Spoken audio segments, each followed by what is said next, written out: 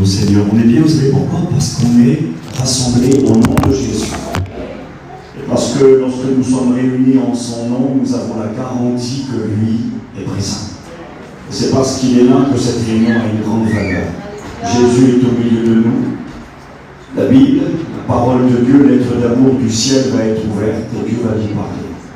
Nous nous souvenons ce que Jésus a dit à cette femme qui avait pris le temps de laisser ses occupations domestiques pour venir au pied du Christ et écouter sa parole. Jésus lui a dit: tu as choisi la bonne part, celle qui ne sera pas ôtée. Je crois sincèrement qu'à chaque fois que nous prenons le temps de venir au pied du Christ pour écouter sa parole, nous faisons le bon choix. Est-ce que vous y croyez?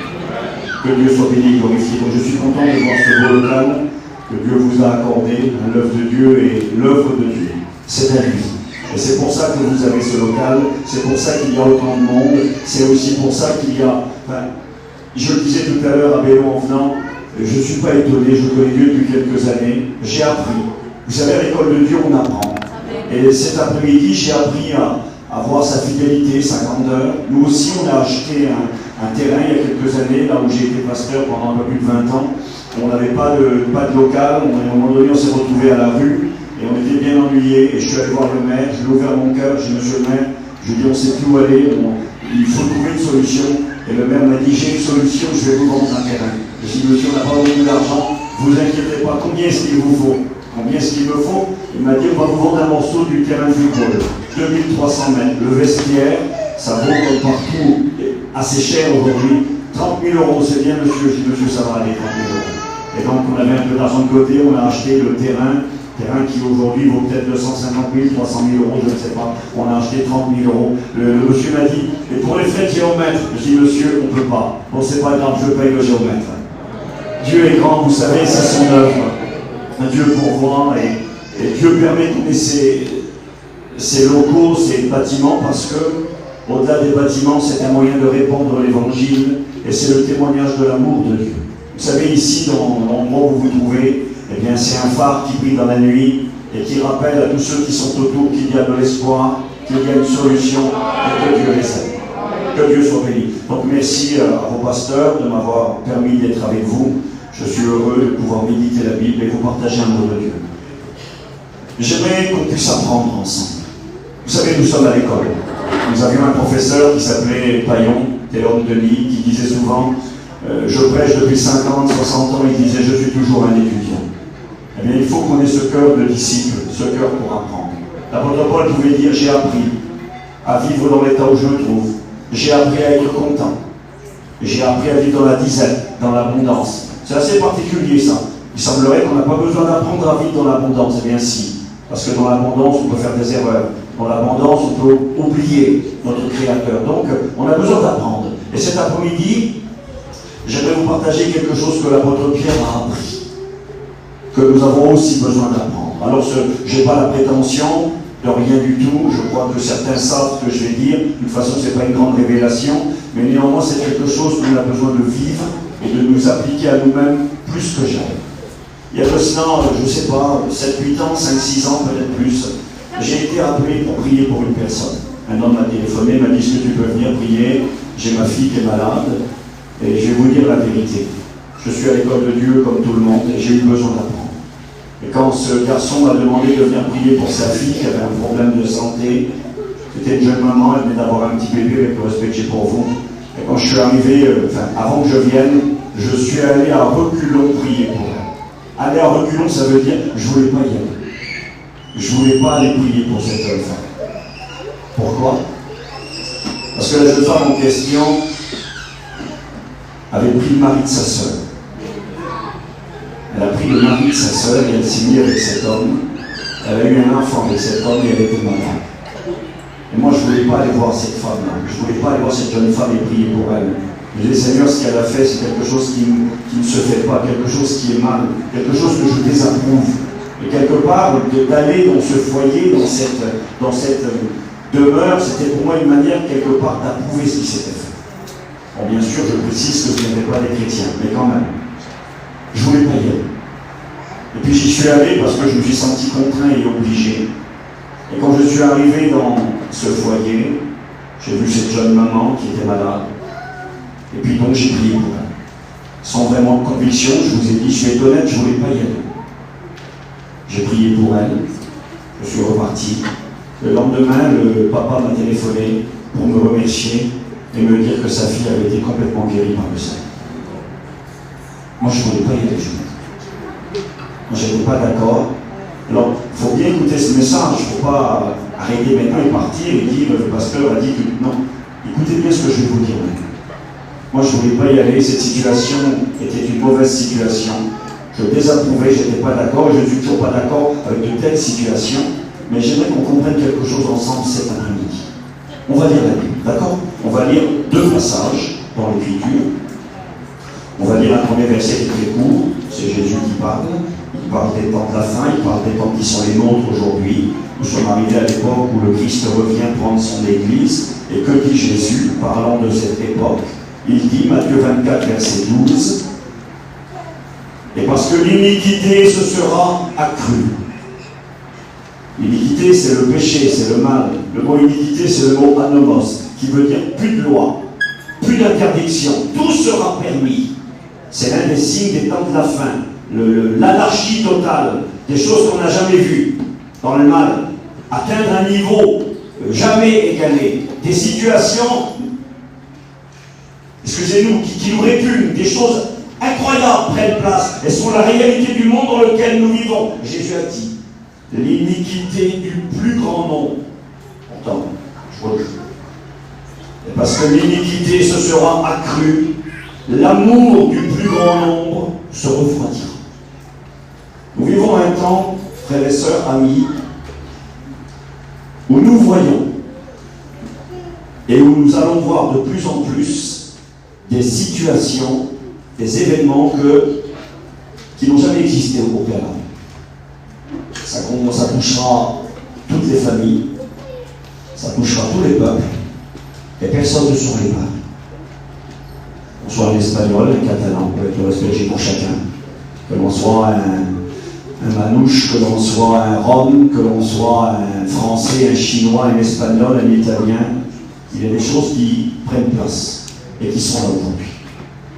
Ce sont des abominations aux yeux de Dieu. Des scandales énormes qui touchent les familles. Nous sommes confrontés à ces situations. Parfois la question dans nos cœurs vient, qu'est-ce qu'on doit faire? Comment se comporter? Comment devoir réagir? La question m'a été posée dans mon cœur. Que dois-je faire? Dois-je aller dans ce foyer? Dois-je aller prier pour cette femme? Qu'est-ce que je fais? Et non, j'y vais pas, ça me plaît pas, je suis pas d'accord. Peut-être que le fait d'y aller va laisser croire aux gens que c'est rien. Je ne savais plus quoi faire. Et me sentant contraint en tant que serviteur de Dieu, ne pouvant refuser, j'y suis allé, je le répète, m'attendant pas à avoir quelque chose de particulier, j'ai prié par contrainte, je suis parti, et à mon grand étonnement, comme une gifle dans mon visage, le lendemain, j'attendais la guérison de cette personne.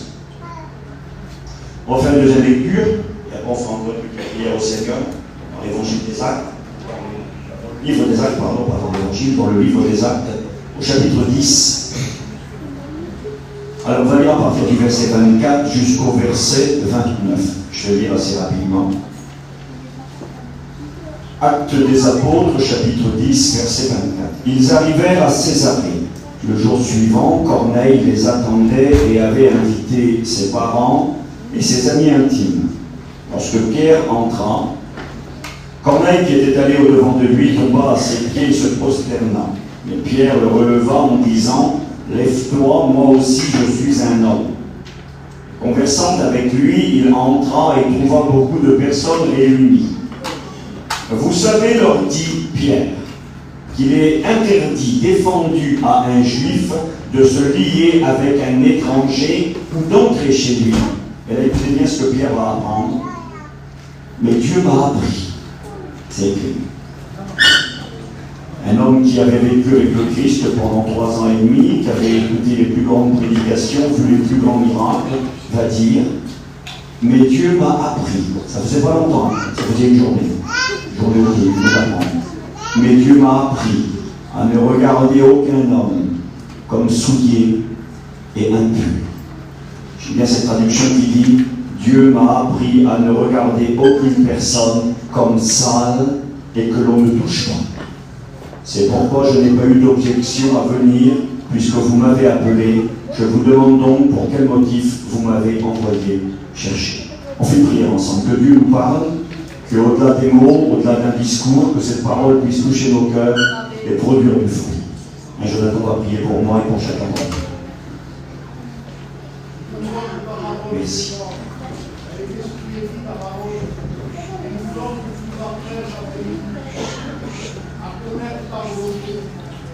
Seigneur, merci de nous dans Seigneur, de l'autel de ton esprit, Seigneur, afin que ta parole trouve le chemin de nos cœurs.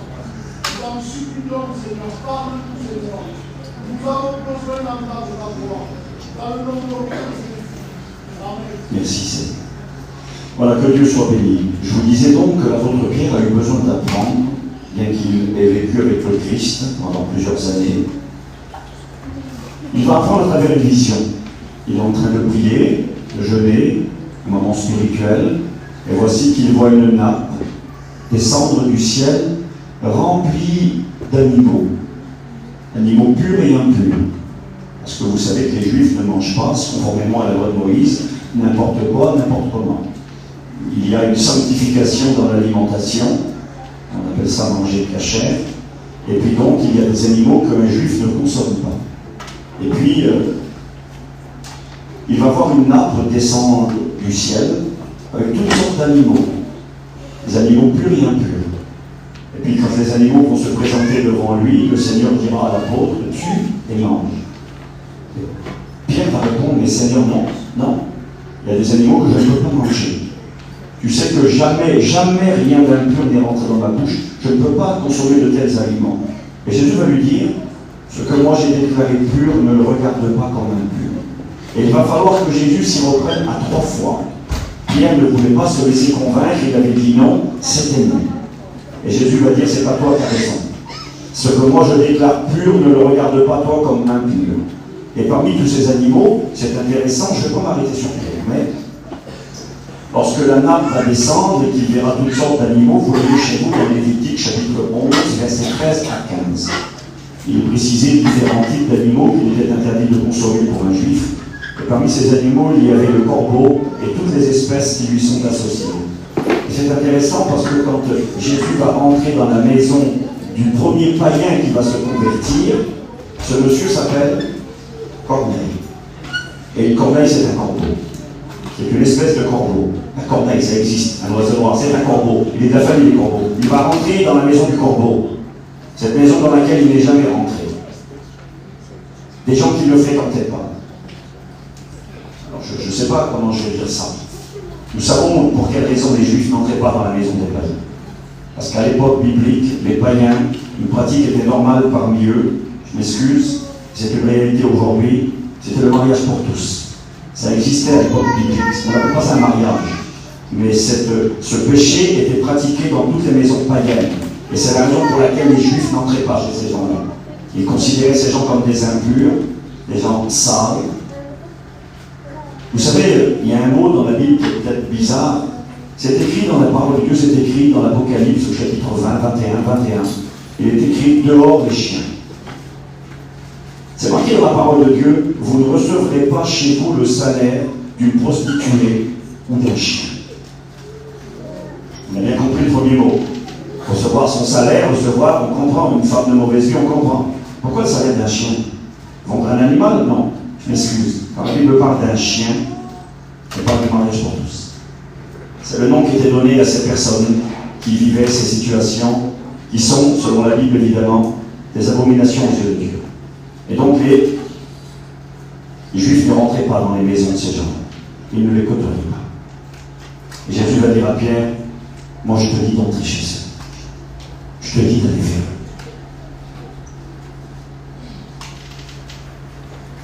Des histoires que nous lisons dans nos réunions assez fréquemment, sur lesquelles les pasteurs prêchent pour encourager les gens à venir à Dieu, rappeler les rétrogrades, sont les paraboles de Jésus, et en particulier les paraboles que l'on trouve dans l'évangile de Luc au chapitre 15. Dans Luc chapitre 15, Jésus enseigne 3 paraboles. Il aurait pu en enseigner qu'une, parce que les 3 disent la même chose. Il va enseigner la parabole de la brebis perdue. On va la lire rapidement. Il va enseigner la parabole de la pièce perdue. Et ensuite, il va enseigner la parabole du fils perdu. Nous avons une brebis perdue, une pièce perdue, un fils perdu.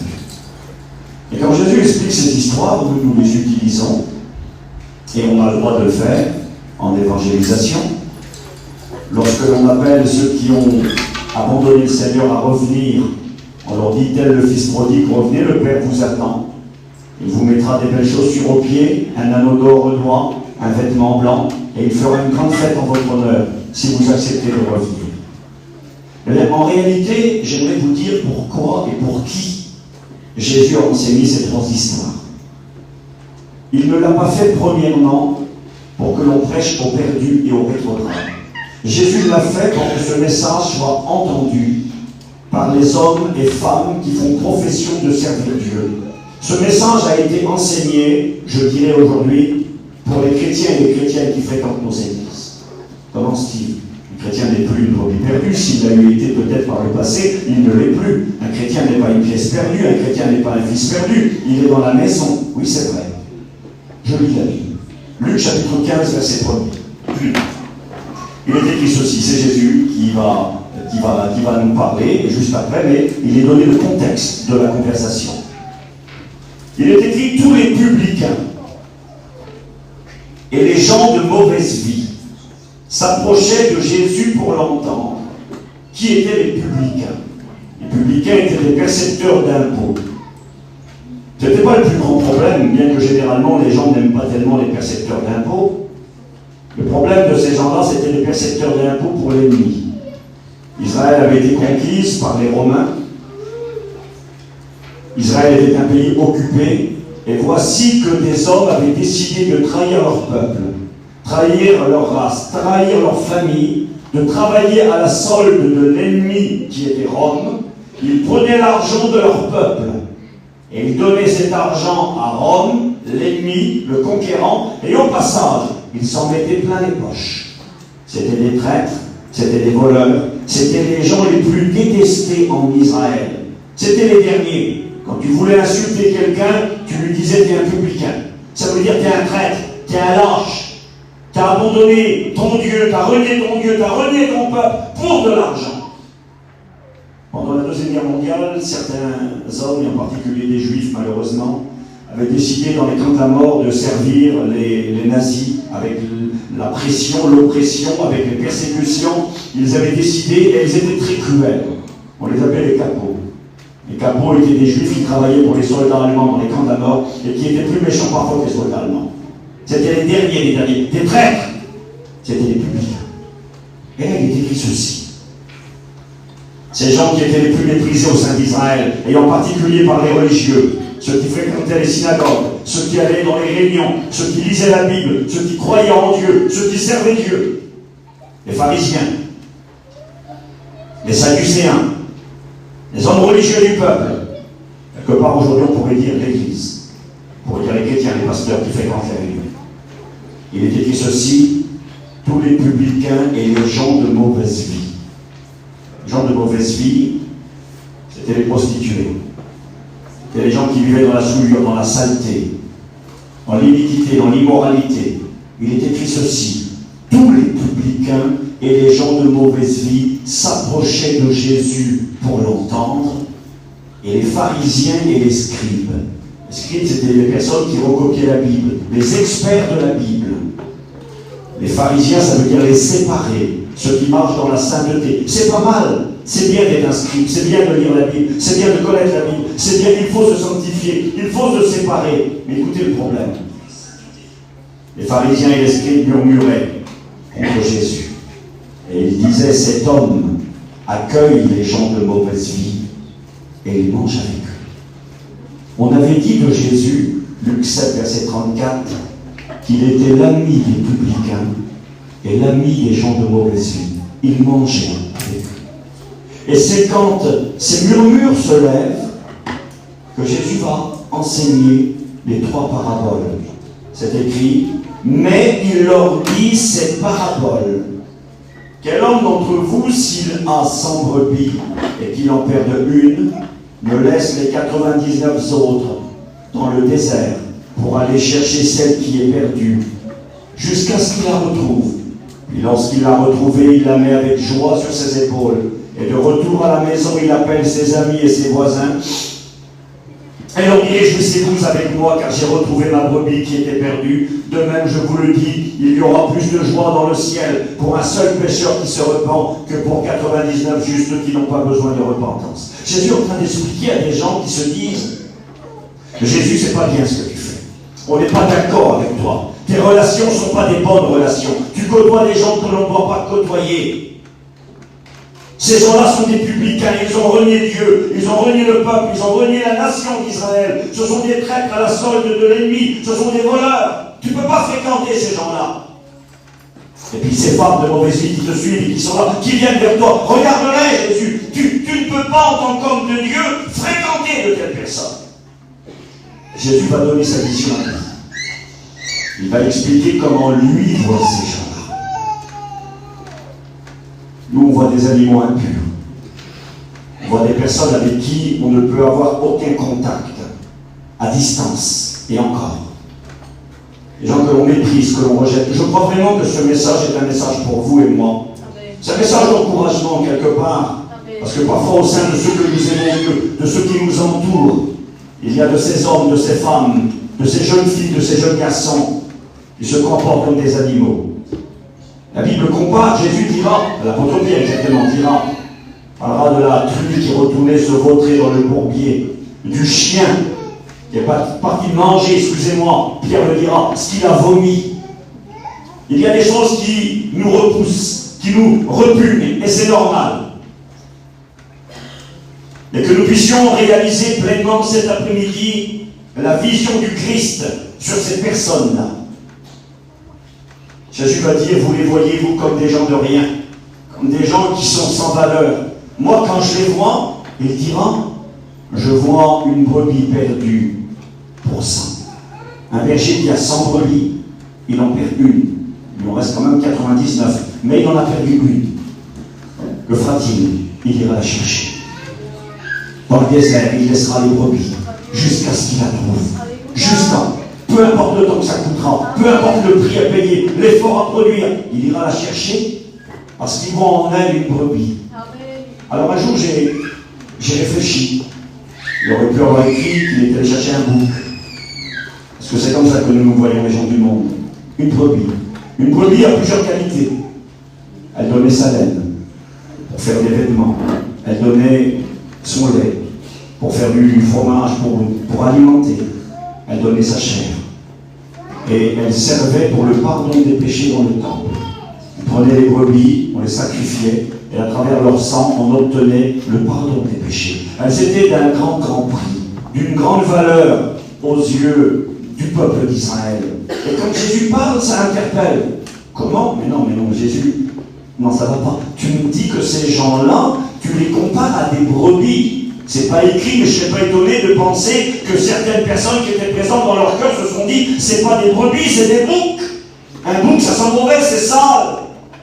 D'ailleurs, quand il y aura le grand tri dans Matthieu 25, le jugement des nations, il est écrit qu'à droite se trouvent les brebis qui vont prendre possession du royaume, les bénis de Dieu, et à gauche se trouvent les boucs qui vont être jetés dans les temps ardents de feu et de soufre. Et quelque part, c'est le regard que nous avons à l'égard des gens qui nous entourent, des gens qui ont des vies cassées, brisées, qui se sont souillés, salis. Jésus dit, ils sont pour moi une brebis précieuse de valeur, capable d'apporter quelque chose. Non, eux ne peuvent rien apporter, si ils peuvent apporter quelque chose.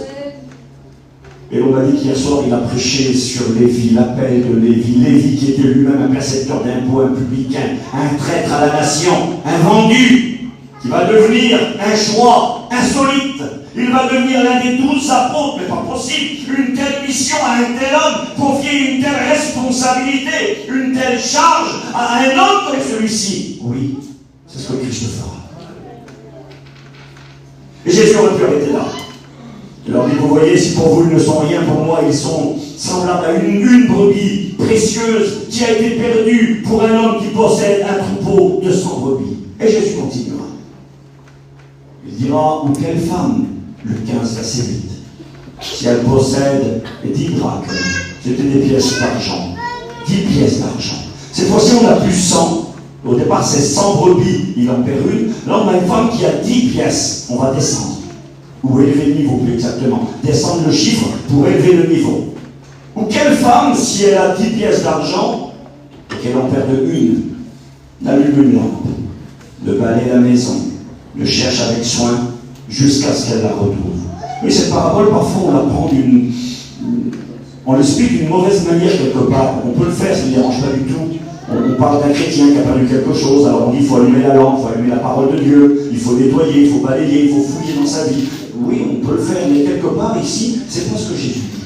Jésus ne parle pas d'un chrétien qui a perdu quelque chose. Vous savez, c'est qui la pièce dans l'histoire et c'est qui la femme? Jésus va dire, quelle femme, si elle a perdu 10 pièces d'argent et qu'elle en perd une, n'allume une lampe, ne balaye la maison, ne cherche avec soin jusqu'à ce qu'elle la retrouve. Lorsqu'elle l'a retrouvée, elle appelle ses amis et ses voisines et dit, réjouissez-vous avec moi, car j'ai retrouvé la drachme que j'avais perdue. De même, je vous le dis, il y a plus de joie devant les anges de Dieu pour un pécheur qui se repent.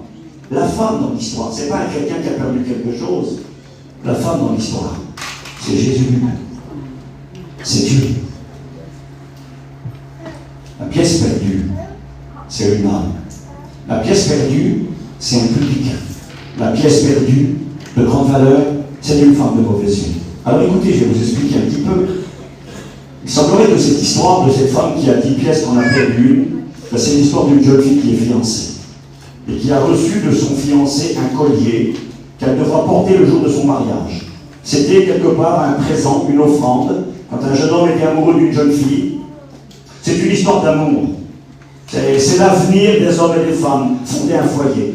Cette jeune fille a trouvé l'homme de sa vie, il lui a fait un cadeau, c'est son fiancé, lui a offert un collier qu'elle devra mettre sur son front le jour de son mariage. Un collier qu'on accrochait sur le front avec 10 pièces en argent. Et quelque part, dans cette histoire qui paraît bien simple, une femme qui perd une pièce, c'est une manière de dire que son avenir est compromis. C'est une manière de dire que son histoire d'amour est compromise. C'est une manière de dire que son mariage peut-être ne pourra pas avoir lieu. On a au début une histoire d'amour d'un berger qui aime une brebis. Et nous savons, quand nous lisons la Bible, que les bergers étaient capables d'aller loin par amour pour les brebis. Nous avons David qui combattra contre le lion et l'ours pour sauver une brebis. Incapable d'aller très très loin par amour. Un acte de folie qu'un berger seul peut comprendre. Ici, nous avons l'histoire d'une jeune fille qui est fiancée, qui aime son fiancé, qui a préparé son avenir et qui quelque part se trouve dans le compromis, dans une situation très compromettante et très embêtante. Alors elle va mettre tout son cœur, elle sait que c'est son mariage qui est en jeu, elle va fouiller parce qu'il y a une histoire d'amour. Quelque part, Jésus, en utilisant cette histoire, il est en train de dire à ceux qui l'écoutent et qui ne sont pas d'accord avec ce que Jésus fait, qui ne sont pas d'accord avec la manière de faire du Christ, les gens avec qui il mange, avec qui il passe du temps, les gens avec qui il accepte en sa présence. Il est écrit qu'il les accueillait, il les recevait, il les acceptait, il prenait du temps, il était devenu leur ami. Je vais vous dire quelque chose cet après-midi. C'est pas parce qu'on est là, dans le mot ami, il y a le mot amour. C'est pas parce qu'on est ami de quelqu'un qu'on va accepter qu'on a tout ce qu'il fait. Ça, il faut le comprendre. C'est ça le problème qu'on a. C'est vrai que pour nous, si on côtoie une personne, si on parle avec une personne, si on mange avec quelqu'un, c'est parce qu'on est d'accord avec. Non, on peut ne pas être d'accord. Et au contraire, quand on est un vrai ami, il sait dire non. Un vrai ami, il est capable de te dire la vérité. Il est capable de dire ça, ta manière de faire ne convient pas. Ta manière de faire ne va pas. Mais parce que c'est ton ami, parce que tu l'aimes et que tu lui dis la vérité, mais parce que tu l'aimes, il t'écoutera.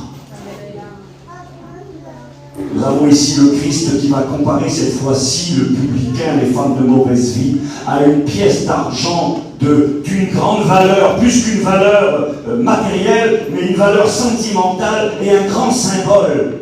Le berger qui aime la brebis, c'est merveilleux. La brebis qui peut devenir utile et de grande valeur, c'est merveilleux. Mais cette fois-ci, il s'agit d'une histoire d'amour entre un homme et une femme, entre une jeune fiancée et son fiancé. Et Jésus est en train de dire, ces gens que vous méprisez, qui sont sans valeur pour vous, j'ai décidé d'en faire mon épouse. J'ai décidé de me fiancer. Je vais la sanctifier, je vais la laver, la purifier. Vous savez, il y a des paroles étranges dans la Bible.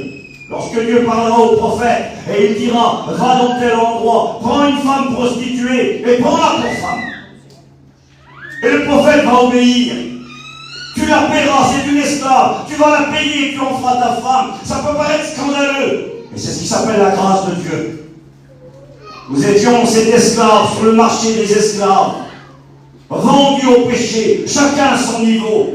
Et Jésus a jeté son regard sur nous. Il a vu dans cet esclave, sur le marché des esclaves, il a vu sa fiancée. Il a vu ce que nous pouvions devenir. Et là, Jésus est en train de dire à ces gens religieux, quelque part en train de nous le dire à nous aussi aujourd'hui. Faites attention à votre vision, à votre regard. Amen. Comment vous regardez les gens qui vous entourent? Comment vous regardez les perdus? Les gens aux vies dépravées. Les gens aux vies cassées. Les gens aveuglés. J'ai noté ceci, moi. Qu'aurions-nous fait devant la Samaritaine qui avait eu 5 maris et qui vivait avec un homme qui n'était pas le sien? Il est écrit que les apôtres étaient étonnés de voir Jésus parler à une telle femme. Non seulement une Samaritaine, mais avec une vie bien dépravée. Qu'aurions-nous fait avec cette femme adultère que la multitude avait amenée devant le Christ? Et puis elle la voilà au sol et on va la tuer. Et puis les pierres à la main, prêt à la terrasser, à lui enlever la vie. Elle avait commis adultère, prise en flagrant délit de l'Écriture, on va la tuer. Et on dit à Jésus, alors Jésus, qu'est-ce que tu dis toi? Qu'est-ce qu'on fait avec de telles femmes? Qu'aurions-nous fait? Je crois que la pierre, on l'aurait jetée. Je crois. Jésus s'abaisse devant elle, il écrit sur le sol, qu'est-ce qu'il écrit? Je ne sais pas. Jésus se relève. Puis tous ceux qui voulaient la tuer étaient partis, et le seul qui avait le droit de la tuer, c'était lui. Jésus a dit que celui qui est sans péché jette la première pierre. Lui, il était sans péché. On lui prend la pierre, puis la jeter, et il la regarde, et lui dit, je ne te connais pas. Qu'aurions-nous fait devant la femme de mauvaise vie qui est venue chez Simon et qui a commencé à pleurer sur les pieds du Christ et à essuyer ses pieds avec ses cheveux? Imaginez la situation, franchement parlé. Tu es un serviteur de Dieu, tu couches chez un frère, je ne sais pas, tu es assis à table ou sur le canapé. À l'époque, on mangeait allongé. Bon, Jésus il est allongé, il est en train de manger chez cet homme qui s'appelle Simon, et tout d'un coup, une femme entre, que tout le monde connaît, pas pour une bonne réputation, mais pour une mauvaise réputation. Elle est la femme de mauvaise vie. Elle pleure sur les pieds de Jésus, elle commence à les essuyer, à les embrasser. Ça serait gênant, non, Jonathan? Déjà, ça serait gênant en toutes circonstances. Et je vous fais une confidence de ça. La semaine dernière, j'étais en Turquie, et les copains m'ont dit, Steve, fais cirer tes chaussures. J'ai jamais vu ça de ma vie, moi. Et je ne voulais pas. Il y avait un homme qui était là-haut, qui était. C'est vraiment gênant, c'est incroyable. Il était là, monsieur, c'est son métier. Il est cireur de chaussures. Donc, c'est son gagne-pain. Et les copains m'ont dit, vas-y, il y a un garçon qui veut cirer ses chaussures. Il m'a dit, vas-y, je te paye, vas-y, fais cirer. Alors, je ne voulais pas. Bon, j'ai dit, allez, vas-y, les chaussures étaient pleines de poussière, j'ai tendu mon pied. Comment j'ai été gêné de voir cet homme à genoux devant moi nettoyer mes chaussures. Ah, je ne peux pas vous dire comment ça posait dans moi, mais pas possible. Un homme à genoux devant moi, en essuyer, mais ça m'a gêné, c'était une affaire terrible. Je comprends pourquoi Pierre ne voulait pas Jésus lui laver les pieds. Mais là, une femme qui vient, qui commence à pleurer, caresser des pieds, les embrasser. Excusez-moi, hein. Lui met un coup de pied, attends, qu'est-ce que tu fais? C'est pas possible. Qu'est-ce que vont dire les gens? Il laisse, mais tu laisses faire ça. Et c'est écrit, Jésus savait à quoi pensait cet homme. Cet homme a dit en lui-même, si cet homme était prophète, il saurait de quelle espèce. Ce n'est plus un humain, c'est une espèce. De quelle espèce est cette femme? Jésus va nous raconter l'histoire du pardon. Un homme devait être sorte, l'homme devait être sorte bien plus grande, qui l'aimera le plus. Il va dire, toi cette femme, je suis rentré chez toi, tu ne m'as pas donné de l'eau pour me laver les pieds. Elle les a bénis de ses larmes, elle les a essuyés de ses cheveux, elle a beaucoup aimé, et je te le dis, c'est nombreux péchés. J'avance avec vous. Jésus aurait pu arrêter là. Il est en train de comparer ces parias, ces rebuts de la société, excusez-moi, ces déchets humains. Il est en train de les comparer à une brebis précieuse de grand prix qui peut être utile à Dieu. Il est en train de les comparer à une histoire d'amour d'une jeune fille qui aime un jeune homme, un mariage. Et là, Jésus va plus loin. Peut-on aller plus loin? Je crois qu'il leur avait déjà donné beaucoup de valeur. Une brebis sur 100. Une pièce sur 10. Elle a le niveau le plus haut. Un enfant sur 2. Un fils. Aimer un animal, il y a des gens qui aiment beaucoup les animaux. On peut concevoir recevoir, on est capable de faire des choses par amour pour un animal que l'on aime, capable de payer un vétérinaire très cher, capable de faire des choses. Aimer sa fiancée, vous savez, on aime sa femme, son épouse, et quand on est fiancé, c'est un amour qui est très particulier. Je me souviens des kilomètres que j'étais capable de faire pour ma fiancée, c'était rien, c'était tellement facile, l'amour me donnait des ailes. Mais cette fois-ci, c'est l'amour d'un père pour un fils. Et je crois que là, c'est le plus haut niveau.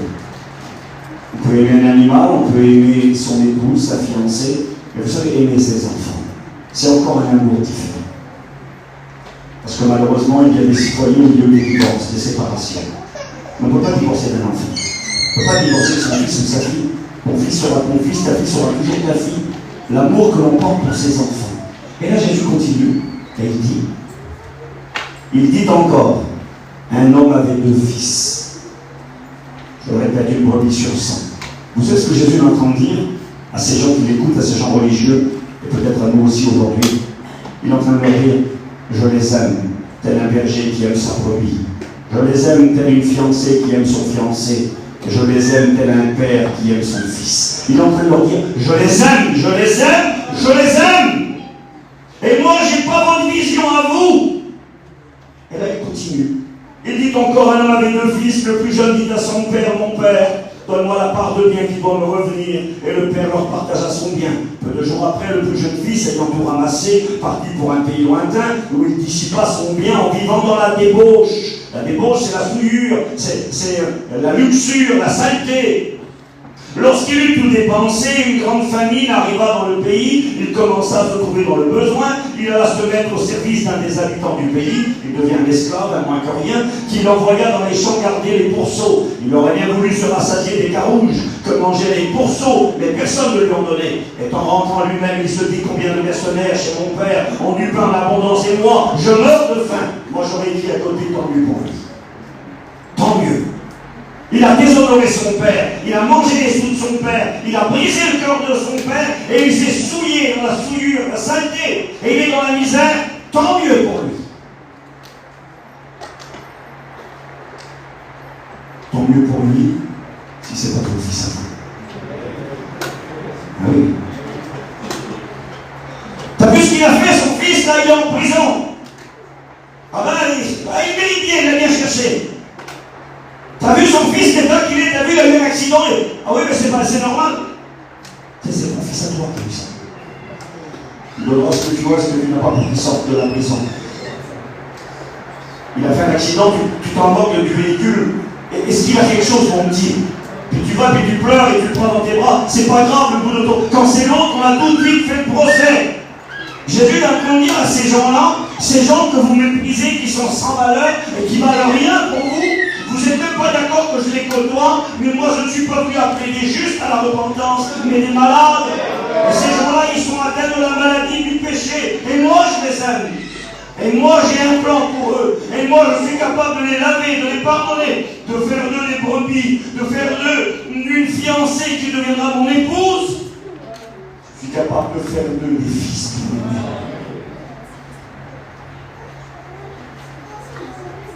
Il est écrit ceci, ce jeune fils dira, je me lèverai, j'irai vers mon père, je dirai, mon père, j'ai péché contre le ciel et contre toi, je ne suis plus digne d'attraper ton fils, traite-moi comme un tel mercenaire. Il se leva et comme il était encore loin, j'ai la Bible parce qu'elle est belle l'histoire, comme il était encore loin, tellement loin, son père le vit et fut ému de compassion et courut se jeter à son cou et l'embrassa. Le fils lui dit, mon père, j'ai péché contre le ciel, contre toi, je ne suis plus digne d'attraper ton fils. Vous voyez, on n'a pas une histoire où le père dit, c'est pas grave, c'est rien, vis dans le péché, je t'aime, t'as le droit de faire ce que tu veux. C'est pas ce que je suis en train de dire cet après-midi. Si vous comprenez comme ça le message, vous n'avez rien compris. Un ami n'est pas d'accord avec des choses que pourra faire son ami. Mais il est son ami et il l'aime. Et il essaiera de l'aider, de lui parler, de l'éclairer. Nous voyons dans cette histoire un fils qui a fait des erreurs, qui a commis des fautes graves, mais un fils qui va comprendre, et surtout à travers l'attitude et l'amour de son père, qui va comprendre qu'il a encore le droit de venir et de revenir. Mais en changeant, évidemment, il est écrit, il va se repentir. Il dira, mon père, j'ai péché contre le ciel et contre toi, je ne suis plus digne d'attraper ton fils. Mais le père dit à ses serviteurs, apportez vite la belle robe, mettez-lui le bel anneau, les belles chaussures, écoutez bien, amenez le veau gras, d'amener un veau gras, c'était pas pour faire une grillade en famille. Pas une grillade avec 2-3 kilos. Le veau gras faisait 300-400 kilos, 500 kilos peut-être. Quand tu tuais le veau gras, c'était une manière d'inviter tout le village. Le père va dire, j'invite tout le village. Il y a de la joie dans les trois. Il y a de la joie pour la brebis retrouvée. Il y a de la joie pour la pièce retrouvée. Et là, il y a un fils qui revient. Et cette fête va être grandiose. On va inviter tout le village à se réjouir de cette situation. Il est écrit ceci. Amenez le vôtre, tuez-le, mangeons, réjouissons-nous, car mon fils que voici était mort. Il est revenu à la vie, il était perdu, et il est retrouvé. Ils commencèrent à se réjouir. Et là, je rappelle cette histoire. Jésus va mettre en lumière un garçon. C'est le deuxième fils, c'est l'aîné. C'est celui qui est resté dans la maison. C'est celui qui travaille pour le Père. C'est celui qui a une bonne conduite. C'est le chrétien évangélique qui fréquente l'église, qui a été lavé, sanctifié, qui est en communion avec le Père, qui profite des biens du Père. C'est vous et moi peut-être aujourd'hui. Or, le fils aîné était dans les champs. Lorsqu'il revint, il approcha de la maison, il entendit la musique et les danses. Il appela l'un des serviteurs et demanda ce qui se passait. Le serviteur lui dit, ton frère est de retour. Et parce que ton père l'a retrouvé en bonne santé, ton père a fait que le veau gras. Alors il se mit en colère. Ça, c'est vous et moi. C'est moi, il y a quelques années, quand le Seigneur m'a dit, va voir cette jeune femme. Va prier pour elle. Mais Seigneur, moi je ne peux pas, je ne suis pas d'accord. Regarde sa situation, regarde. Je ne peux pas monter chez elle. Qu'est-ce que vont dire les gens? Qu'est-ce qu'ils vont faire? Jésus m'a dit d'aller. Alors je suis allé par contrainte, contre mon gré, contre ma volonté. Et quand je suis arrivé là, j'ai prié pour elle. Et Jésus m'a mis une gifle parce qu'il l'a guéri. Il se mit en colère et ne voulut pas rentrer. Son père lui dit, il le pria. Il dit, voici, il y a tellement d'années que je te sers sans avoir jamais transgressé tes ordres. Oui, quelqu'un de fidèle. Et jamais, tu ne m'as jamais rien donné, des reproches au Père. Et quand ton fils, c'est même plus son frère, est arrivé, celui qui a mangé tes biens avec des prostituées, c'est pour lui que tu le vaudras. Et le Père lui dit, toi tu es toujours avec moi, tout ce que j'ai est à toi. Mais il fallait s'égayer et se réjouir parce que ton frère que voici était mort. Et il est revenu à la vie. Et Jésus, quand il raconte cette histoire, il le fait à des hommes religieux. Il essaye de leur apprendre. Il semblerait qu'ils ne comprennent pas. Et je crois que Pierre était là. Pierre n'a pas compris la leçon. Vous savez, des fois, la théorie, c'est quelque chose, la pratique en est une autre. Je vais vous dire qu'aujourd'hui, plus que jamais, ce message, on a besoin de l'écouter. On a besoin de comprendre que Dieu veut que nous ne regardions personne comme impur ni souillé. Alors c'est un message qui est une bonne nouvelle pour ceux qui ont des membres de leur famille qui ont des vies tordues, des vies cassées par le péché, à savoir que Dieu, quand il les regarde, il leur dit, je vois une brebis, il peut devenir une brebis. Je vois la pièce précieuse, il peut devenir ma fiancée. Je vois le fils perdu qui est revenu à la maison paternelle et qui va être revêtu de l'autorité par l'anneau, revêtu du vêtement du salut et des chaussures du zèle, et qui travaillera pour moi. C'est une bonne nouvelle, mais on a besoin de saisir ce message afin de ne pas devenir ces hommes religieux, parce qu'aujourd'hui c'est une tentation qui est sur nous. Il y a des gens qu'on ne veut pas dans nos églises. Il y a des gens qui ne sont pas les bienvenus. Non seulement le diable les accuse, leur cœur les condamne, mais parfois l'église leur ferme les portes. Il y a des gens qu'on ne veut pas. Tout à l'heure, j'ai parlé un petit peu avec les frères, et puis on a discuté. J'ai eu l'occasion un jour d'aller dans une église aux États-Unis, une grande église qui s'appelle le Tabernacle de Brooklyn. Le pasteur de cette église, il s'appelle Jim Samba. C'est un ancien basketteur américain, évidemment un grand monsieur, physiquement. Et ce basketteur est devenu serviteur de Dieu. Il est devenu prédicateur, et Dieu lui a mis dans son cœur de fonder une église à Brooklyn. Brooklyn, c'est l'un des coins les plus compliqués à New York, aux États-Unis. Je me souviens quand j'y suis allé, j'ai discuté avec un monsieur qui m'a dit, surtout à Brooklyn, il ne faut pas avoir d'altercation avec personne. Ils m'ont dit, si vous êtes dans une voiture, que quelqu'un devant vous n'avance pas, ne klaxonnez pas, ne faites rien. Il m'a dit, la majorité des gens sont armés et ils peuvent vous tuer comme manger un morceau. C'est le sommet de la délinquance, de l'immoralité, de l'impudicité, de la prostitution, de la drogue. C'est le centre Brooklyn. Et lui, Dieu lui dit, tu vas aller à Brooklyn et tu vas ouvrir une église là. Alors il commence à faire cette petite réunion. Le dimanche, il est très courageux. Je ne sais plus combien exactement. Je crois qu'il faisait 4 ou 5 réunions le dimanche pour évangéliser les gens de mauvaise vie de Brooklyn. Et puis il travaille vaillamment. Et un jour, pendant qu'il est en train de faire la réunion, il explique. C'est la fin de la réunion. Il est fatigué, la journée a été longue. Et puis il voit un monsieur rentrer à l'intérieur de l'église et traverser l'allée. Lui, il est sur l'estrade, comme mes frères, il est sur l'estrade, le pasteur Jim Santana. Et puis il voit ce monsieur qui rentre, et quand il le regarde, il dit c'est pas possible qu'il est dans ce monde. Il est habitué à le voir, c'est un monsieur qui vient faire la mendicité, c'est un drogué, il fait la mendicité devant l'église. C'est un drogué alcoolique, un déchet de la société. Il sent mauvais, il ne sait pas laver depuis je ne sais combien de jours. C'est un homme très répugnant. Et puis là, il le voit rentrer, puis il le connaît, c'est un embêtant. Tout le temps devant l'église, il sollicite les gens pour de l'argent. Quelque part, quand il doit rentrer, il dit c'est pas possible, il va nous faire un scandale, ce monsieur-là. Alors, vous savez ce qu'il fait le pasteur? Il est assis sur l'estrade et il fait semblant de prier. Il arrive là. Il baisse la tête et puis il fait qu'il est en train de prier. On voulant dire, oh là là, il fait genre qu'il est en train de prier, il est en communion avec Dieu. Et quand il regarde, il le voit encore. Il voit qu'il continue à avancer. Et à un moment donné, il est sur le devant, ce clochard, alcoolique, drogué, déchet de la société. Et quand il le regarde, il l'entend, parce qu'il est en train de l'appeler. Le monsieur est sur le devant et il dit, pasteur. Et le pasteur, il est encore plus en communion avec Dieu, il est en train de prier. Et il prie pas, c'est pareil, évidemment. Il fait semblant qu'il est en train de prier, il ne veut pas lui parler, il ne veut pas le voir. Il dit, ce monsieur-là, il va m'embêter, il fait semblant de prier. Et puis, à un moment donné, un des membres de l'église appelle le pasteur, et le pasteur, il nous appelle. Le monsieur qui est en bas veut vous voir. Il dit, c'est pas possible. Alors, il descend les marches d'escalier, il fouille dans sa poche. Il cherche un billet, un petit billet de 5 $. Il prend le billet, il s'approche de lui, et à distance, parce qu'il sent vraiment très très mauvais. Il prend le billet, il lui tend comme ça. Allez, prends tes 5 $, il va t'acheter un litre. Tiens, il lui tend le billet, on lui dit, fous-moi la paix, excusez-moi, laisse-moi tranquille. Toi, je ne veux pas de toi ici, tu ne m'intéresses pas. Prends ton billet, dégage. L'histoire nous dit que le clochard qui sentait si mauvais a regardé le pasteur. Et je plein de larmes, il a dit, pasteur, je ne veux pas vos 5 $. Je ne veux pas acheter de l'alcool, je veux Jésus. L'histoire nous dit que Jim Sambala, c'est lui qui rend ce témoignage, je l'ai écouté, à regarder ce clochard qui sentait si mauvais, qui était si sale et si répugnant. Il voyait en lui un drogué, un alcoolique, une épave, un déchet humain. Et tout d'un coup, il a commencé à le voir avec le regard du Christ. Il a vu la brebis qu'il pouvait devenir. Il a vu la pièce précieuse. Il a vu que cet homme était appelé à devenir membre de l'Église. Il a vu le fils qui revenait, qui sentait le cochon et qui était sale, affamé. Il l'a vu. Vous savez ce qu'il a fait? Il l'a pris dans ses bras.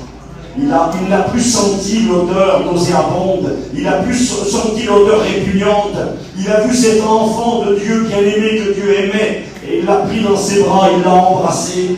Et il a commencé à prier pour lui. Et quand il a prié pour cet homme, ce clochard, il disait, je priais plus pour moi que pour lui. J'avais honte. J'avais honte de mon cœur, de mon attitude, du rejet, du mépris que j'avais à l'égard de cet homme. Et Jim Sambala, ce jour-là, a appris à ne regarder personne comme souillé bien. Il a continué son travail. Il a eu 1000 membres, 2000 membres, 10 000 membres, 16 000 membres. J'ai été dans son église, 3 cultes le dimanche, 6 000 places, c'est trop petit. Il y a un culte à 9h, un culte à 11h, un culte à 2h, toute la journée des cultes, parce qu'il y a des milliers de personnes sur qui les gens ont mis une étiquette. Drogués, alcooliques, divorcés, immoralité, prostituées, ce que vous voulez. Mais il avait appris à avoir le regard du Christ. Et nous avons besoin plus que jamais de ce regard. Je vous le promets que c'est vrai. On n'a pas le droit, on n'a plus le droit de venir à quelqu'un. Tu n'as pas le droit de venir à la réunion chez nous. Chemin de facilité, va chez l'église sédentaire à côté, c'est mieux.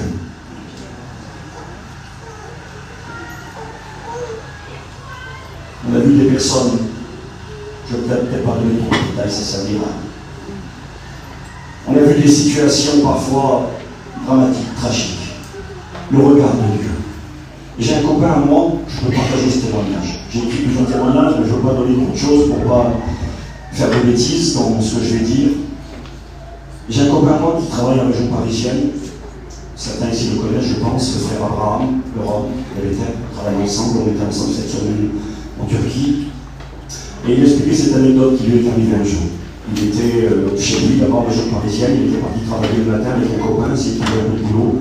Et puis quand il était dans le camion avec son collègue, dans son cœur, le Seigneur lui a dit, Abraham, il faudrait que tu ailles sur cette place, une place de voyageur, une place désignée. Il faudrait que tu ailles sur cette place, parce que j'aurais voulu t'aller parler à quelqu'un là-bas. Puis dans son cœur, le Seigneur lui a montré les femmes.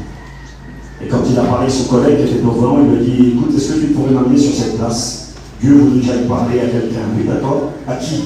À telle personne. Quand il a dit le nom de la personne, son collègue à côté, il a dit non, on n'y va pas.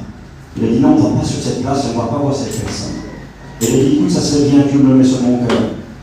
Et le collègue, il a obéi. Il a dit, bon, vas-y, écoute, on y va. Il voulait vraiment pas y aller. Quand ils sont arrivés, ils ont vu au fond de la place, là-bas, une caravane cassée. Les carreaux cassés avec du scotch dessus. Une vieille caravane.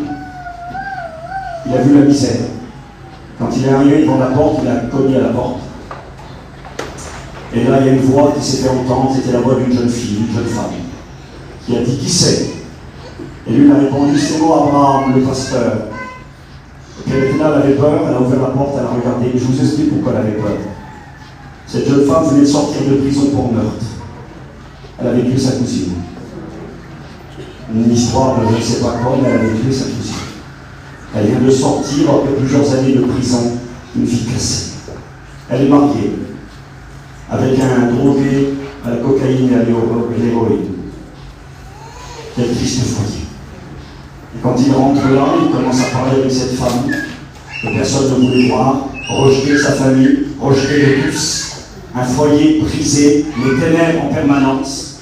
Et pendant qu'il est en train de lui parler, qui c'est qui arrive? Le mari arrive. Le mari arrive avec le respect que j'ai pour chacun d'entre vous, il est complètement défoncé. Il a encore de la poudre en dessous de son nez. Quand il arrive, il se met en garde devant les pasteurs, il veut se battre avec les pasteurs. Il dit, qu'est-ce que vous faites ici avec ma femme? Et Abraham le regarde, il dit, reste tranquille. Et là, il veut commencer à taper, il ne tient même pas debout. Et Abraham lui dit, mais écoute, c'est moi Abraham, le pasteur. Ah bon, c'est toi Abraham, il baisse la garde. Qu'est-ce que tu veux? Je suis venu vous voir, parce que Jésus m'a dit de venir vous voir. Parce que Jésus vous aime. Il y a la meurtrière, elle a tué quelqu'un. Il y a le drogué dans le drogue dure qui pense qu'à la drogue, qui est capable de sacrifier tout le monde, de prendre l'argent à tout le monde, l'argent des enfants, l'argent, vous savez ce que c'est malheureusement. Il y a les ténèbres, il y a le diable qui règne, mais Abraham, animé de la vision du Christ, capable de voir la brebis qui peuvent devenir, capable de voir la pièce perdue, capable de voir le fils perdu, un fils. Moi j'ai un fils unique. Rien que de parler de lui, ça me touche, j'ai mon fils. Il est la prunelle de mes yeux, il est ma richesse. Et Abraham leur parle à tous les deux, il leur dit combien Jésus les aime, combien qu'il y a de l'avenir pour eux en Jésus, combien qu'il y a des projets de paix et non de malheur, combien que Dieu ne regarde personne comme souillé ni impur, et que tout le monde a sa chance avec le Christ. Et quand il leur dit ceci, ils acceptent tous les deux la prière. Et il explique à Abraham, il dit quand on a fini la visite chez eux, il disait, j'avais sur ma poitrine, j'avais ici la tête de la jeune femme, j'avais la tête de son époux sur moi, et j'étais baigné de leurs larmes. J'avais les larmes d'une meurtrière qui coulait sur moi, sur ma chemise, et j'avais les larmes de l'héroïnomane qui coulait sur moi, et tous les deux recevaient la grâce de Dieu. Vraiment, je vous le dis de la part de Dieu. Vous savez, je fais comme tous mes copains qui sont là avant de pécher, je prie, je demande à Dieu, Seigneur, parle-moi, qu'est-ce qu'il faut que je dise, qu'est-ce que tu veux que je leur prêche? Et puis hier soir, quand je pensais à vous, eh bien, je pensais à ce petit mot de Dieu. J'ai appris à ne regarder personne comme souillé ni impur. Je vous le demande au nom du Seigneur. Ne soyez pas la porte fermée. Ne soyez pas le frère aimé qui rejette, qui méprise, qui est en colère. Quand il voit quelqu'un arriver, on le regarde avec les gros yeux. Il n'a pas envie de venir. Je répète, Satan l'accuse, son cœur le condamne. Et toi, qu'est-ce que tu vas faire? Un jour, j'étais dans un cimetière pour des funérailles. Et tout d'un coup, mes yeux ont croisé les regards de quelqu'un que je connaissais. Un ancien prédicateur de l'Évangile. Un homme, et je vous dis honnêtement, c'est la vérité. Lorsque j'étais étudiant, il faisait partie de ces hommes à qui je voulais ressembler. Paul va dire, soyez mes imitateurs comme je le suis du Christ. On peut vouloir ressembler à des hommes de Dieu qui sont pour nous des exemples, des modèles à imiter. Lui était un exemple. Un exemple dans la consécration, dans le renoncement, dans le sérieux, dans la prédication, dans l'onction. Vraiment, c'était un exemple pour moi. Et cet homme, malheureusement, a laissé la main de Dieu. Il a abandonné le Seigneur. Il est devenu ce qu'on appelle un rétrograde. Il s'est remis à boire. Il s'est remis à se droguer. Ce garçon-là a tellement été loin On s'est dit loin du Seigneur, qu'il a fait une sorte d'overdose, il rentre à l'hôpital, on l'a veillé, on a cru qu'il se séparait. Ses organes vitaux étaient touchés, enfin vraiment terrible. Mais je vous comprends. Il a abandonné le Seigneur, il est loin de Dieu. Et puis, je le croise dans le cimetière. Et quand je le regarde, il a honte. C'était mon ami, j'allais avec lui prêcher l'évangile. Je le suivais, il était comme un ancien pour moi. Puis là, il a honte. À un moment donné, il lève la tête quand même, il me regarde. Quand je l'ai regardé, je remercie le Seigneur que Dieu m'avait donné ces bons sentiments. Je l'ai regardé avec le regard de Jésus. Je ne l'ai pas regardé avec le regard du frère aîné qui condamne, qui fusille, qui tue. J'ai un copain, Jean, qui m'a dit ça, parce qu'il m'a dit, Steve, nous sommes la seule armée qui achève ses blessés. Est-ce que vous comprenez ce que ça veut dire cette expression? On va à la guerre ensemble, on est des copains d'armes, on travaille, on lutte dans le même combat, on est dans le même camp, et puis voici qu'on se protège mutuellement l'un et l'autre, et tout d'un coup l'ennemi, boum, une balle arrive, elle le touche à lui, il le voilà à terre. Tu as sauvé la vie, c'est ton copain d'armes, qu'est-ce que tu fais? On le voit dans les films, et c'est comme ça que ça marche en vrai. On se copain, on le met sur son épaule, et on le traîne à l'arrière, on va lui sauver la vie. Amen. Et même moi, m'a dit, nous fait comme ça. On est la seule armée qui achève les blessés. Il a pris une balle, il a un genou à terre, il est rétrograde, il a abandonné Dieu, il a fait ce que vous voulez. Il est là, au lieu d'aller le prendre dans tes bras, de le relever, on est là, excusez-moi, on prend le fusil et on le finit. Je lui parle pas, je fais plus chez lui, je ne parle plus. T'as vu, c'est un rétrograde, il a la peste qui va me contaminer. Ah bon? T'as pas le droit d'aller chez lui. Faut surtout pas manger quelque chose, boire pas un verre d'eau chez lui, c'est un voleur. Ah bon, faut pas boire chez quelqu'un qui est un voleur. Je ne sais pas si c'est intelligent ce que je vais dire, mais au risque de vous choquer. Je ne parle pas de profiter et de vivre et de dépendre de telle personne. Mais moi, quand je rentre chez quelqu'un, peu importe qui c'est, je ne cherche pas à savoir d'où vient le verre d'eau et d'où vient le morceau de pain qu'il me proposera. Jésus, quand il mangeait ces gens-là, il ne cherchait pas d'où ça venait. Il s'est fait leur ami pour les gagner, pour les sauver. Quelqu'un qui est rétrograde n'a pas la peste. Il ne va pas te contaminer. Tu dois l'aimer. Comment tu veux qu'il revienne? Tu ne lui parles pas. Mais tu comprends, il était chrétien, il a fait ça, c'était un pasteur. Aujourd'hui, c'est un drogué, tu ne te rends pas compte? Il tape sa femme, il est dans la vie. Oui, quand je l'ai vu dans le cimetière, je l'ai regardé sans lui parler. Il a fondu en larmes. Il a fondu en larmes devant moi. Je lui ai rien dit. Il est venu près de moi, je l'ai embrassé. Oui, je l'ai embrassé. Et je l'ai pris dans mes bras. Et je lui ai dit ça à l'oreille. Je lui ai dit, je ne suis pas le grand frère de l'histoire du fils unique. Je ne suis pas le grand frère. Le grand frère, il n'était pas content. Le grand frère, il fusillait le petit frère. C'était même plus son frère de toute façon. Ton fils, je l'ai embrassé. Je lui ai dit, je suis content de te voir. Vous savez, je vais finir le message pour cet après-midi. Il est 5h10. Vous devez rentrer chez vous, il faut être raisonnable. Regardez un dernier verset, puis on va prier le Seigneur après. Dans 1 Corinthiens, chapitre 6. Franchement, je le crois sincèrement. C'est un message pour tout le monde. C'est un message pour aujourd'hui. Puis peut-être que c'est un message particulier pour l'Église d'ici de Montpellier. Dans 1 Corinthiens, chapitre 6, verset 9, l'apôtre Paul va mettre l'équilibre. Il va appeler le mal, mal. J'ai noté ça parce que parfois, certains peuvent mal comprendre ce que j'ai dit. J'ai marqué, on ne demande pas, je ne vous demande pas d'approuver le mal, ni de faire comme si rien n'était. Alors il faut approuver, alors c'est pas grave. J'ai jamais dit ça. C'est très grave. Le péché c'est grave, l'impudicité c'est grave, ça sépare de Dieu et ça emmène en enfer, ça détruit des familles, ça détruit des foyers, et on dénonce le péché, on combat le péché, mais on aime les pécheurs. On peut avoir été déçu de quelqu'un, on peut même avoir été blessé, mais on doit aimer. Blessé par un membre de ta famille, blessé par un époux, une épouse, blessé par un fils, par une fille, qui t'a déshonoré, qui t'a blessé, qui t'a cassé, qui te fait honte, sache que Jésus l'aime. Et comment vas-tu la gagner? Comment vas-tu le gagner? Si tu ne lui parles pas, si tu n'as pas de contact avec, si tu fais... Il y a des hommes dans la Bible, des histoires, là, je vous ai lu tout à l'heure. Je ne vais pas lire celle-ci.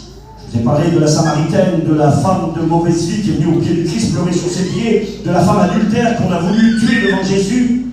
Il y a des histoires comme ça, malheureusement, il y en a plein dans la Bible. On voit plutôt cet amour et cette grâce de Dieu pour les pécheurs. Je finis, 1 Corinthiens 6, verset 9. Ne savez-vous pas que les les injustes n'hériteront pas le royaume de Dieu. Ne vous y trompez pas. Ni les impudiques. L'impudicité, vous savez ce que c'est. Ni les idolâtres, ni les adultères, ni les efféminés. Les efféminés, c'est le mariage pour tous. Ni les infâmes, ni les voleurs, ni les cupides, ni les ivrognes, ni les outrageux, ni les ravisseurs n'hériteront le royaume de Dieu. Vous voyez, ça montre que c'est grave. On n'est pas en train de dire amen. On dit non, ça ne va pas. Il faut que ça change. Mais ça peut changer. Et regardez ce qui est écrit. Et c'est là ce que vous étiez. Quelques-uns de vous, dira l'apôtre. Mais vous avez été lavés. Vous avez été sanctifiés. Vous avez été justifiés au nom du Seigneur Jésus-Christ par l'Esprit de notre Dieu. Et bien, on dit, c'est ce que vous étiez. Mais Dieu vous a fait grâce. N'oubliez jamais que la grâce que Dieu nous a faite, il est capable de la faire aux autres. N'oubliez jamais que Dieu est capable de faire grâce. Nous avons vu une petite liste. Une liste noire. De choses qui sont répréhensibles, condamnables, qui ferment les portes du ciel. Mais c'est écrit, mais vous avez été lavés. Ça veut dire que vous avez été pardonnés. Vous avez été réconciliés. Vous êtes devenus des brebis du Christ. Vous êtes devenus la pièce précieuse. Vous êtes devenu le Fils revêtu du beau vêtement blanc, de l'anneau au doigt, l'autorité et des chaussures pour servir. C'est ce que Dieu veut faire. On va baisser nos têtes, s'il vous plaît. C'est ce que Dieu veut faire avec ceux qui t'entourent. Dans ce quartier dans lequel vous vivez, où bien des situations complexes, bien des situations compliquées, doivent être le partage de beaucoup de gens. Et peut-être et certainement pendant la prédication, tu as vu dans ton esprit des visages, des personnes, des gens que tu connais. Ne les repousse pas, ne les rejette pas. Aime-les, parle-leur, attire-les, invite-les, montre-leur que si tu n'es pas d'accord, et c'est normal, avec ce qu'ils font, mais montre-leur qu'il y a de l'espoir, que tu les aimes. Essaye de les gagner. Apprends. Ne regardez personne comme un pur souillé. Il y a de l'espoir pour tous les hommes, car là où le péché a abondé, la grâce surabonde. Car Dieu veut que tous les hommes soient sauvés et parviennent à la connaissance de la vérité. Car Jésus a dit, je ne mettrai pas dehors celui qui vient à moi. Car Jésus a dit, j'attirerai tous les hommes à moi. Il y a de l'espoir. Prions le Seigneur à l'instant. Et si peut-être tu as été ce frère aîné, et si peut-être tu as été ce publicain, ce pharisien, cet homme religieux, ou si peut-être tu as été ce scribe, ce docteur de la Bible qui a méprisé les autres, le Seigneur te demande cet après-midi de te repentir, de changer ton fusil d'épaule. Prions le Seigneur. Seigneur, nous sommes devant toi. La parole nous parle à chacun. Nous parle à moi. Nous sommes dans le temps où l'iniquité s'accroît. Nous avons atteint un niveau jamais égalé. On écoute des scandales, on écoute des sales histoires. On n'aurait jamais cru même possible par le passé. Nous vivons dans ce monde perverti, souillé dans les ténèbres. Dans ce monde perverti et souillé, Seigneur, tu aimes plus que jamais. Et tu désires et tu es capable de faire grâce. Tu aimes les publicains, tu aimes les gens des mauvaises vies, même si nous on n'est pas d'accord. Même si nous on ne comprend pas ta manière de faire. Je pense au grand Jonas qui n'était pas d'accord avec le pardon pour les gens de Ninive. Il n'était pas d'accord avec toi. Il te dira, c'est pour ça que je ne voulais pas venir ici. Et peut-être qu'on n'est pas d'accord avec toi, mais c'est toi qui as raison. Tu veux sauver tous les hommes. Tu veux répandre ta grâce sur les causes perdues. Comme je l'ai dit tout à l'heure, ces gens ont vie dépravée, cassée, que le péché a détruit. Ces personnes qui vivent dans les griffes du diable et que parfois, eh bien, on se tient à distance d'eux, voire que l'on rejette et que l'on repousse. Il nous invite cet après-midi à comprendre que nous devons les aimer. Amen. Aimer n'est pas approuver.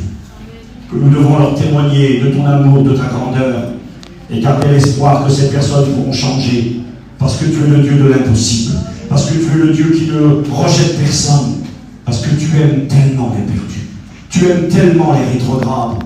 Ils sont pour toi à tes yeux, telle la brebis égarée, nous l'avons compris, telle la pièce perdue, tel le fils perdu. Tu les aimes et tu les aimes. Tu nous appelles à les aimer. Viens mettre dans mon cœur cet amour. Oui, je l'ai appris par expérience. Et peut-être qu'encore aujourd'hui, parfois, cet amour me manque. Je veux avoir ta vision, ton regard, parce que c'est toi qui as raison. Merci pour ta parole. Merci parce que tu bénis nos cœurs à chacun et que tu nous aides à mettre en pratique ce que nous avons écouté de toi. Nous voulons apprendre. Nous voulons apprendre. À toi l'honneur, Seigneur. À toi la gloire. Merci pour ta parole. Au nom de Jésus. Que Dieu vous bénisse.